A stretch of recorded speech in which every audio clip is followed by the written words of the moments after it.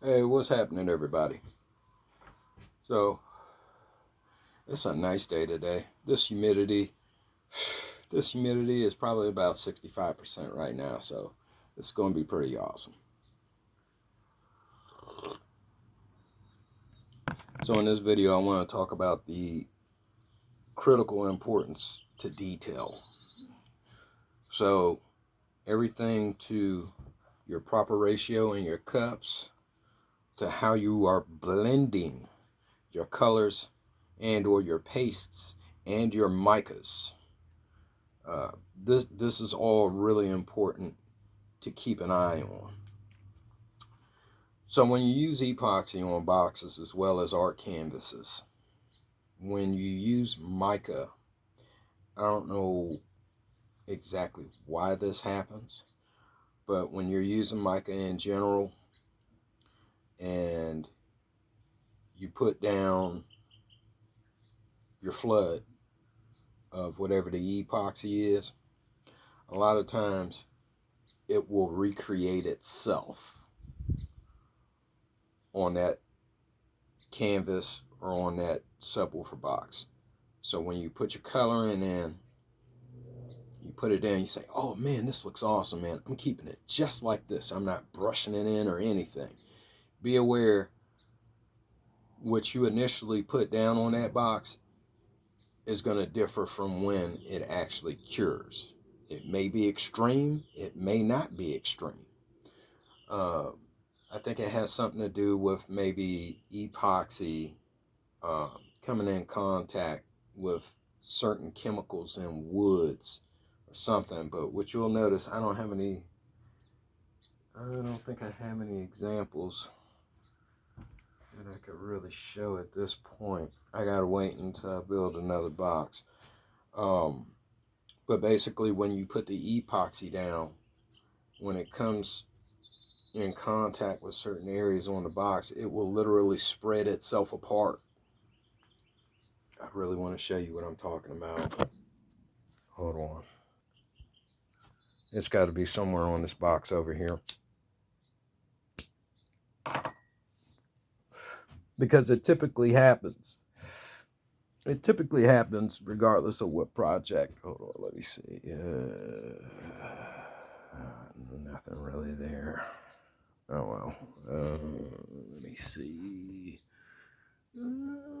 Okay, like right here. So right here, where that little green is, there we go. You can actually see it pulled away from the rest of the epoxy. It's actually showing the first layer right there where that green is. That's not even the second layer, and I flooded it. But for some reason, the epoxy will expand away and leave a base level. If you've got your first coat, you may notice that it looks like some parts of your box are dry, like you never put any epoxy there, but you know you did. It's just because, there we go, there goes some more separation. Right there's a little bit more separation too.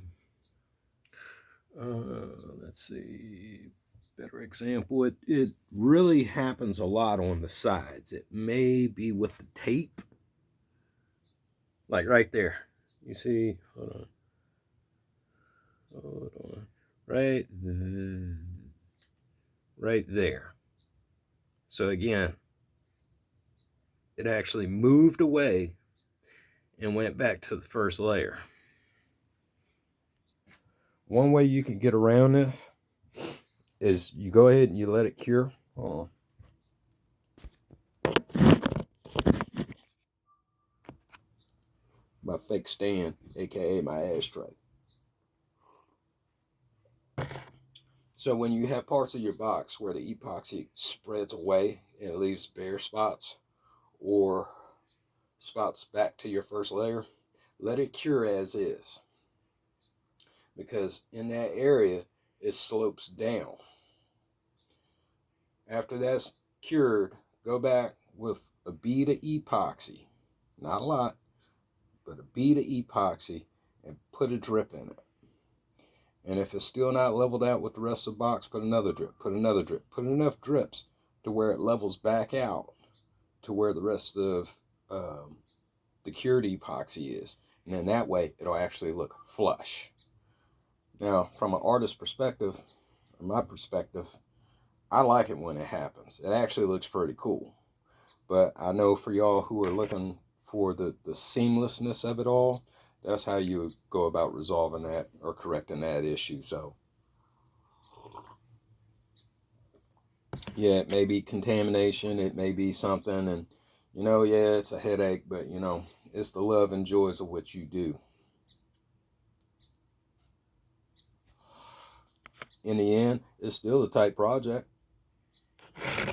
Still, it's still going to be tight.